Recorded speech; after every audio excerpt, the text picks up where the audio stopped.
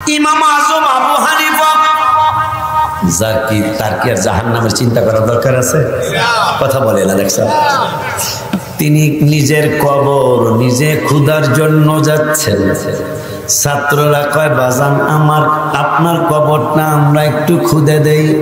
ইমাম আজম আবু হানিফা বলে না, আমার কবরটা আমি কাউকে খুঁজতে দিব না, আমার কবর আমি নিজেই খুঁজব।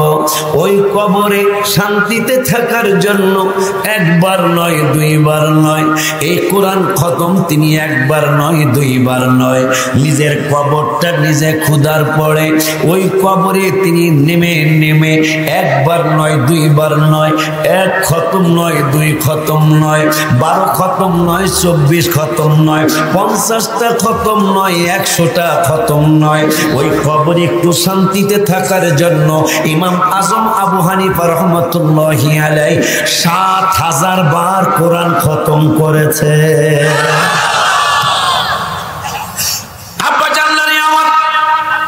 শুধু তাই নয়, এত বড় ওলি আল্লাহ যে ইমাম আবু হানিফা, তিনি নিজের কবরে শান্তিতে থাকার জন্য 7000 বার কোরআন খতম করেছে, নিজের কবর নিজে করেছে। এরপরে কবরে যেন আমার আল্লাহ একটু শান্তি দেয়, কবরে যেন আমার আল্লাহ একটু শান্তি দেয়। এই জন্য ইমাম আজম আবু হানিফা রহমতুল্লাহি আলাইহি শুধু 7000 বার কোরআন খতম নয়, তিনি একটানা 40টা বছর এশারের নামাজের উজু দিয়া ফজরের নামাজ পড়েছে, মানে রাতের বেলা ঘুমায় না, যেন কবরে শান্তি পায়, যেন কবরে শান্তি আসে। এই জন্য কবরে শান্তিতে থাকার জন্য ইমাম আজম আবু হানিফা রহমতুল্লাহি আলাইহি তিনি বলেন, ওরে দুনিয়ার মানুষ, আমার মাযহাবের পাগলেরা শুনে রাখো, আমি তোমাদের মাযহাবের ইমাম হওয়ার পরেও আমার কবর আমি নিজে খুঁজলাম, কোরআন খতম 7000 বার করলাম, রাতের বেলা 40 বছর আমি ঘুমাই নাই। শুধু তাই নয়, শুধু তাই নয়, একটা না 45 বছর অথবা 30 বছর রোজা রাখা 5 দিন হারাম, ওই হারাম 5 দিন বাদ দিয়া একটানা 30 বছর কবরস্থানে যেন একটু শান্তি পাওয়া যায়, কবরে যেন আমার আল্লাহ একটু দয়া করে, কবরে যেন আমার আল্লাহ একটু দয়া পাঠায়। এই জন্য একটানা 30 বছর 12 মাস রোজা রেখেছে। অথচ আমাদের আমল নাই, আমাদের পুঁজি নাই, ইবাদত ঠিক মতো নাই, তারপর কিন্তু কবরের চিন্তা আসে না। ঠিক না রে বাবা? যারা জান্নাতের টিকিট হোল্ডার, নবীজি একদিন বললেন, আবু বকর আমি 3টা জিনিসকে বড় পছন্দ করি। আবু বকর বললেন কি কি? কয় 1 নম্বর হলো নামাজ। সুবহানাল্লাহ। নামাজে আমার শীতলতা আছে, চক্ষু মোবারকের শীতলতা আছে। 2 নম্বরে হলো সতী সাধ্বী নারী, যারা মায়ের জাতি, যারা সতী সাধ্বী নারী, ইবাদতকারী নারী, এদেরকে আমি পছন্দ করি। আর একটা হলো সুগন্ধি, আমি পছন্দ করি না। আবু বকর সিদ্দিক কয়, নবী গো আপনি 3 জিনিস পছন্দ করেন, তাই আমি যদি অনুমতি পাই আমিও একটু বলতাম, আমিও 3 জিনিস পছন্দ করি। আমার নূরের নবী সাল্লাল্লাহু আলাইহি ওয়াসাল্লাম বললেন, কি 3 জিনিস পছন্দ করো? বা কবরে যেন আমার আল্লাহ একটু শান্তি দেয়, গোরস্থানে যায় যেন আযাবে ভোগ করতে না হয়। এই জন্য 3টা সিদ্ধান্ত আমি নিয়ে ফেলেছি। আমার নূরের নবী কয় সিদ্ধান্তগুলি কি?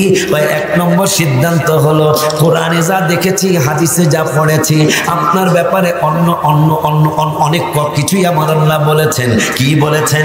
অনেকদিন পর যেহেতু আমি এসেছি, নামাজের কথা কোরআনুল কারিমে 82 জায়গায়, জিকিরের কথা কোরআনুল কারিমে 286 জায়গায়, হজের কথা কোরআনুল কারিমে 10-12 জায়গায়, যাকাতের কথা 20-30 জায়গায়, কোরআন তেলাওয়াতের কথা কোরআনে অরতিল কুরআন তারতিলা, এটা 1-2 জায়গায়, দান সদকার কথা কোরআনুল কারিমে কয়েক জায়গায়, আম্মা জানদারে রোজার কথা কোরআনুল কারিমে 10-15 জায়গায়।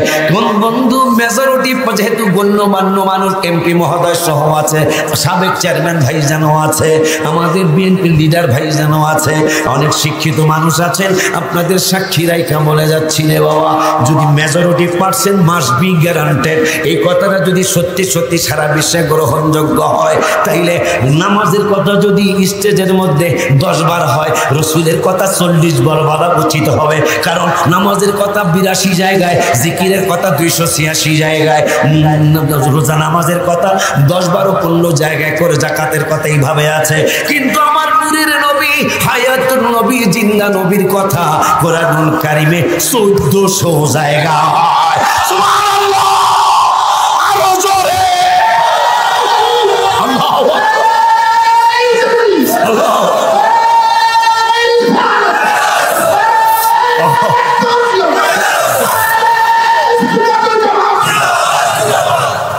সোজা কথা, কোরআনুল কারিমে আমার রাসূলের কথা 1400 জায়গায়। নামাজের এত ওয়াজ, নামাজের ওয়াজ করেন, করতেই হবে, নামাজ ছাড়া কোনো ফকিরই নাই। কিন্তু নামাজের চেয়ে রাসূলের আলোচনা বেশি করতে হবে, কারণ নামাজ হলো 82 জায়গায়, রাসূলের কথা 1400 জায়গায়। আব্বা জান্নারে আমার, আমি অনেক খুশি, অনেকদিন পর আমাকে আপনারা চমৎকার সময় দিয়েছেন, মানে বসে নিরিবিলি, কোনো কথা নাই, আওয়াজ নাই। আব্বা জান্নারে আমার, সামনে যাচ্ছি, আছেন তো ইনশাআল্লাহ। আবু বকর সিদ্দিক কয় আমি কবরের শান্তি চাই। আমার নূরের নবী কয় কেমনে শান্তি চাও? আমি জানি কোরআনে যেহেতু আপনার কথা 1400 বার আছে গো নবী, আমি বুঝে লাইছি আপনাকে ছাড়া কবরে শান্তি পাওয়া যাবে না। এই জন্য ইয়া রাসূলুল্লাহ, আমার 3টা জিনিস দুনিয়ার পছন্দ, তার মধ্যে 1 নম্বর হলো আপনার সামনে বইসা থাকা। আমি অন্য কোনো দিকে যাব না, অন্য কোনো দিকে যাব না। আমার 1 নম্বর 3টা দুনিয়ার জিনিস পছন্দ, তার মধ্যে 1 নম্বর হলো আপনার সামনে বইসা থাকা। দ্বিতীয়টা কি?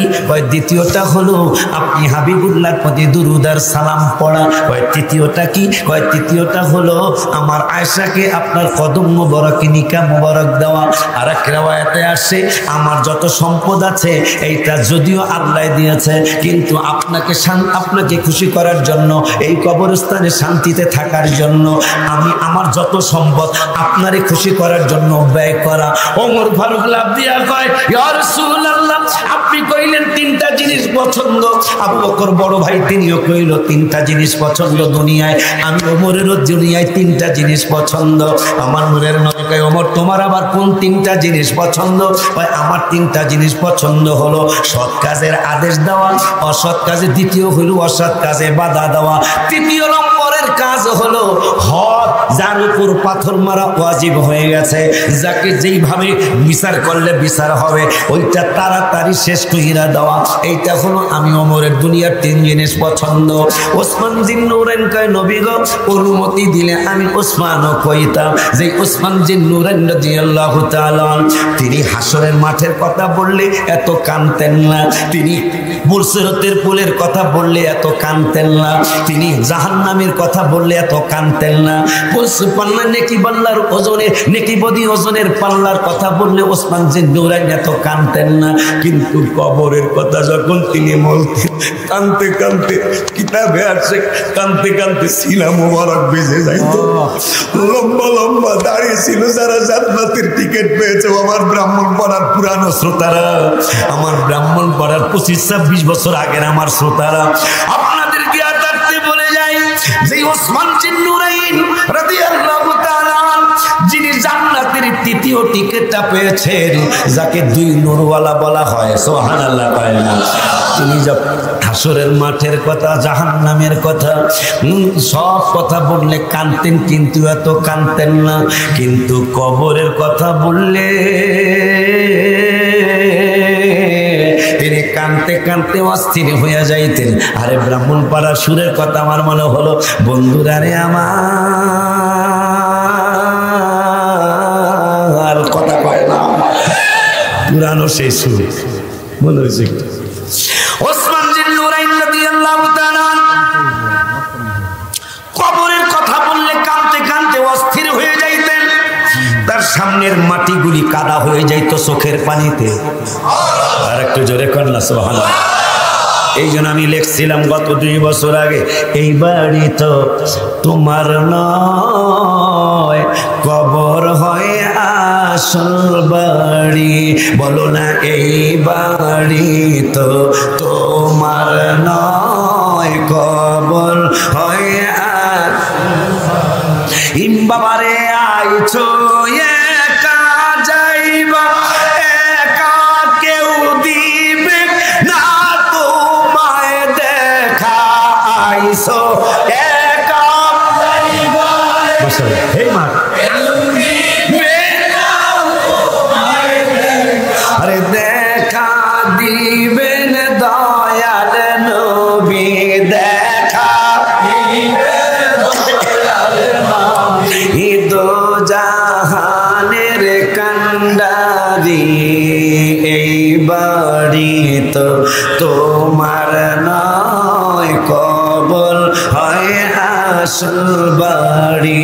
বলো এই বাড়ি তো তোমার নয়, কবর হয় আসল। এই বাবারে আল্লাহর ইবাদত, নবীর মোহাব্বত, আল্লাহর ইবাদত, নবীর মোহাব্বত রাখিও তোমরা জারি। এই বাড়ি তো তোমার নয়, কবর হয়া। যার জাহান্নামের ভয় নাই, জান্নাতের টেনশন নাই। আরে কি লেখলো মোবারক জালালি, কি যে লেখছে একটা কথা। কয় চাই না বেহেশত, চাই না বেহেশত, ভয় পাই না দোজখ, চাই না জাহান্নাম। আমি মরার পরে কপালেতে লেখা দিও নূরের নবীর নাম, আমার কপালেতে লেখা দিও। কথাটা লেখছে কি? আরে মোবারক জালাই হুজুরের ছেলে। আমি আশ্চর্য হয়ে গেছি, লেখলো কেমন এটা যে আমি মইরা গেলাম, জাহান্নামও চাই না জান্নাতও চাই না, খালি আমার লেখা দিবা কপালের মধ্যে যে আমি নবীজির গোলাম, আমার নবীজির নাম মোবারক লেখা দেখে চিন্তা লাগবো আমি কোন পার্টি। ঠিক কিনা রে আব্বা জানদারে আমার? অবশ্যই আশিক রাসূল, এটা আশিক রাসূল স্যারের লেখার কথা না, ঠিক কিনা? যিনি জান্নাতের টিকিট হোল্ডার, নবীজির 2 মেয়েকে শাদী মুবারক করেছেন, যার ব্যাপারে নবীজি হাদিসে বলেছেন আমার যদি 100 মেয়ে থাকতো, একটা মারা গেছে আরেকটা ওসমানকে দিতাম, আরেকটা মারা গেছে আরেকটা ওসমানকে দিতাম, আরেকটা মারা, এইভাবে 100 পর্যন্ত দিতে থাকতাম। আমার ওসমান আমার কাছে এত প্রিয়। সে ওসমান জিন নুরাইন কবরের চিন্তায় অস্থির, আর আমার কোনো আমল নাই, আমার কবরের কথা মনই হয় না। কথা দেখে যাবে, মনই হয় না কবরের কথা, যেখানে যাওয়ান লাগবো এই কথা মনেই নেই। মসজিদে আমাদের দেশের কথা ভালো হইতে পারে, আমাকে ফরিদপুরে মাঝে মাঝে ফজরের নামাজের আজান হুজুরেই দেয়, হুজুরি একমাত্র হুজুরি ইমামতি করে, মুসল্লি একজনও নেই, অথচ মসজিদের অভাব নাই। কথা বলেন না কেন?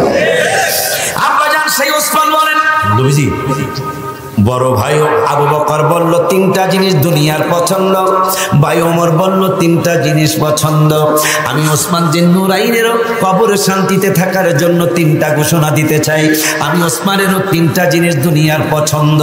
আমার নূরের নবীকে তোমার আবার কোন 3টা জিনিস দুনিয়ার পছন্দ? ভাই 1 নম্বর হলো মানুষকে খানা খাওয়ানো। খাইয়েছেন না? এটা যে কত বড় নিয়ামত। হজে গেলে দেখছি, এমপি মহোদয়, হজে গেলে দেখছি অনেক মানুষকে খাওয়ানোর জন্য অস্থির। চা খাওয়াবে, নুডলস খাওয়াবে, সিঙ্গারা খাওয়ায়, সকালে নাস্তার দাবার দেয়। কিতাবে দেখলাম হজ কবুল হওয়ার অন্যতম লক্ষণ হলো এই লোকটা খালি মানুষকে খাওয়াইতে চাইবে।